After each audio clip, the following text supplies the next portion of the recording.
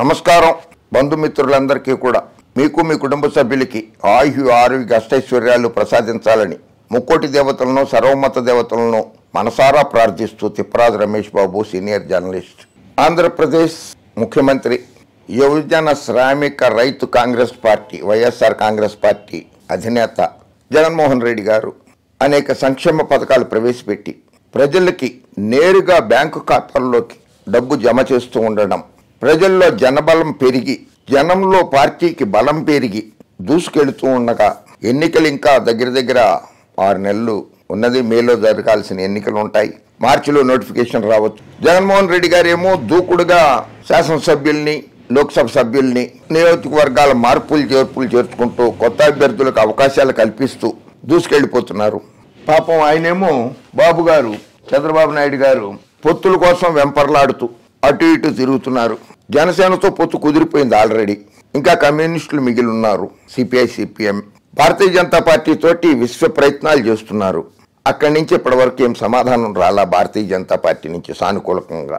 ఇటుపోతే Congress party నాయకుడు కర్ణాటక ఉప ముఖ్యమంత్రి డికే శివకుమార్ గారిని బెంగళూరులో కలిశారు. కాంగ్రెస్ పార్టీకి 12 సీట్లు ఇవ్వడానికి సిద్ధమని కూడా ఆయనతో ఓ ప్రతిపాదన చేశారు. ఇవి కొత్త రాజకీయ సమీకరణాలే.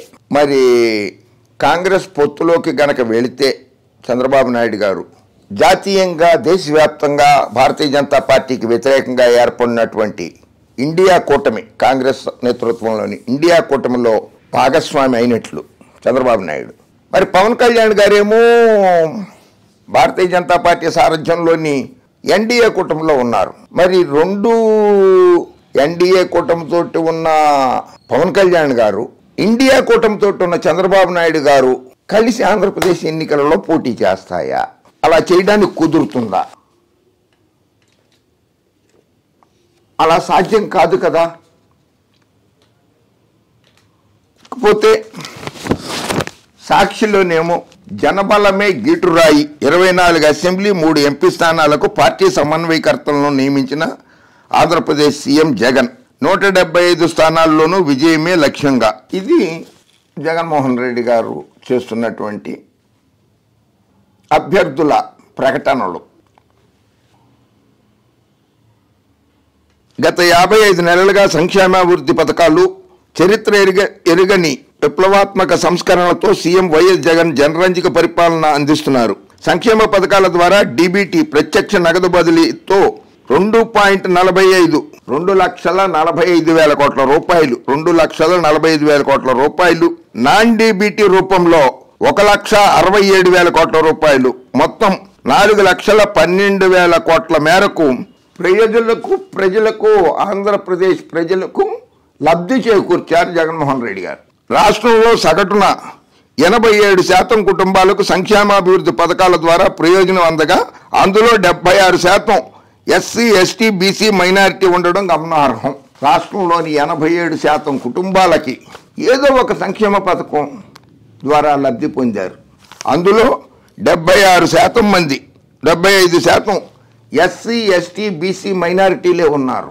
బాబు గారు, మీరు ఎప్పుడన్నా ఇటువంటి పథకాలు ప్రవేశపెట్టారా? చంద్రబాబు నాయుడు గారు ఇలా ఎస్సీ, ఎస్టీ, బీసీ, మైనారిటీలకి లబ్ధి చేకూర్చేలాగా ఎప్పుడైనా చూశారా?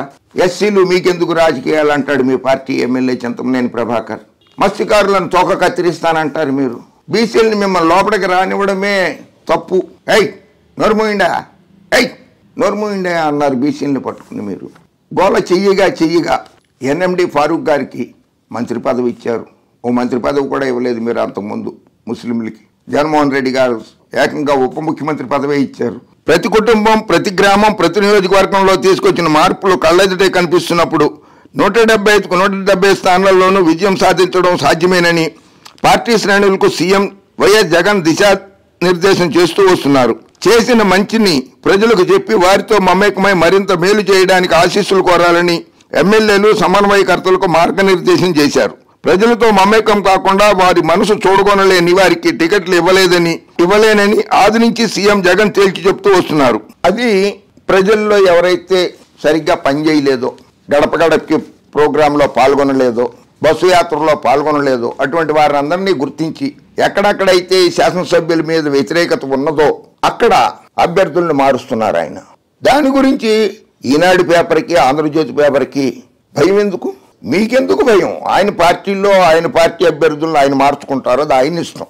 మీరు పేపర్లో ఏ వార్త రాయాలో, ఎలా రాయాలో అన్నది మీ ఇష్టమైనప్పుడు పార్టీలో ఏ అభ్యర్థికి టికెట్ ఇవ్వాలా, ఏ అభ్యర్థికి టికెట్ ఇవ్వద్దా అన్నది ఆయన ఇష్టం కాదా? జగన్మోహన్ రెడ్డి ఇష్టం కాదా? పద్ధతిని కూడా మీరు వ్యతిరేకిస్తారా? ప్రజాస్వామ్యంలో ఉన్నటువంటి పద్ధతిని. అసలు మీకు ప్రజాస్వామ్యం అంటే నమ్మకం ఉందా? పచ్చ మీడియా ఎలాస్ రాష్ట్ర ప్రజలకు చెప్పండి. ప్రజాస్వామ్యం మీద పచ్చ మీడియాకి ఏ మాత్రం గౌరవం లేదు, నమ్మకం లేదు, విశ్వాసం లేదు. ఒకటే చంద్రబాబు రాజ్యాంగము, లోకేష్ రాజ్యాంగం మీదే పచ్చ మీడియాకి నమ్మకం ఉంది. చంద్రబాబుని అధికారంలోకి తీసుకొచ్చేయాలి, లోకేష్ బాబుని అందలం ఎక్కించాలి. దానికోసం ఎంతైనా బరి తెగిస్తున్నారు. అందుకు సాక్ష్యంగా ఇవాళ వాళ్ళ పేపర్లో మార్పులు మంటలు, మార్పులు మంటలు.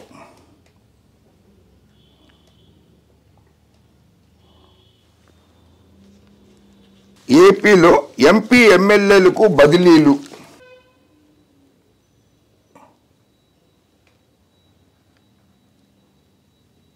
మూడు లోక్సభ, 24 శాసనసభ నియోజకవర్గాలకు కొత్త సమన్వయకర్తలు.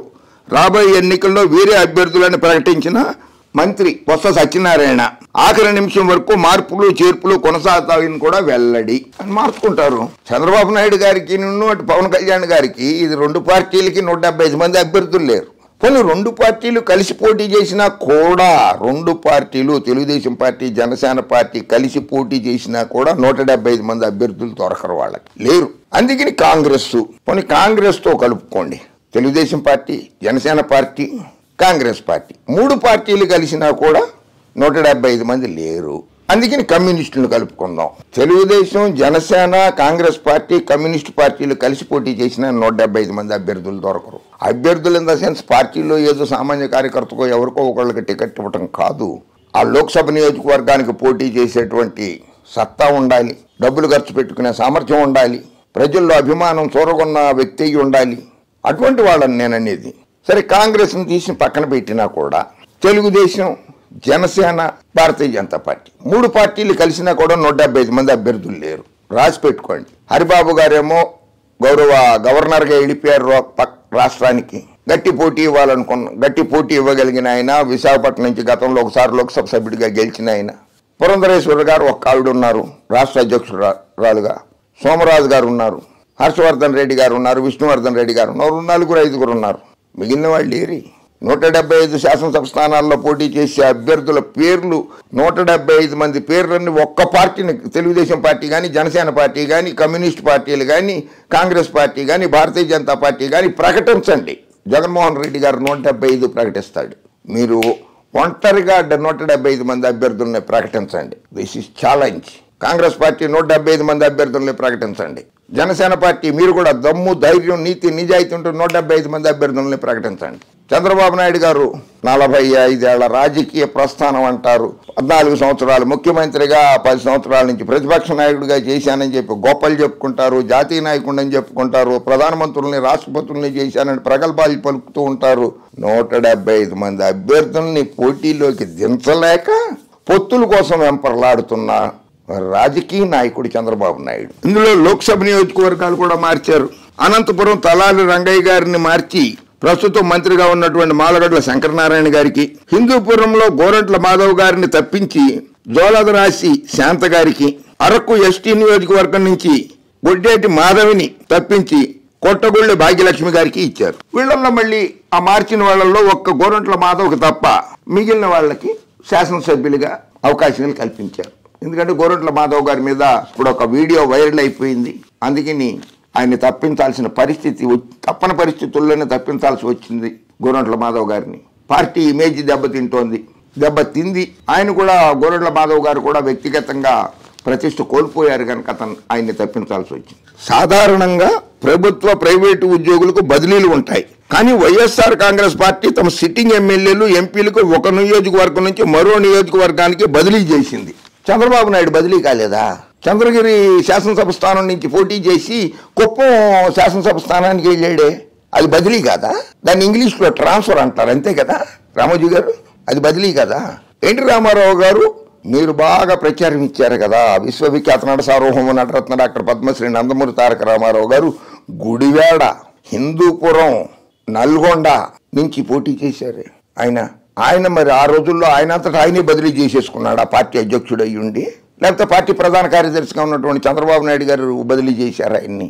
చిత్తరంజన్ దాస్ గారి చేతిలో ఓడిపోయారు కదా మహబూబ్ నగర్ జిల్లా నియోజకవర్గంలో నుంచి పోటీ చేసి కల్వకుర్తిలో. మరి కల్వకుర్తిలో కూడా పోటీ చేశారు ఆయన. ఎన్టీ రామారావు గారు బదిలీ అయినట్టు కాదా?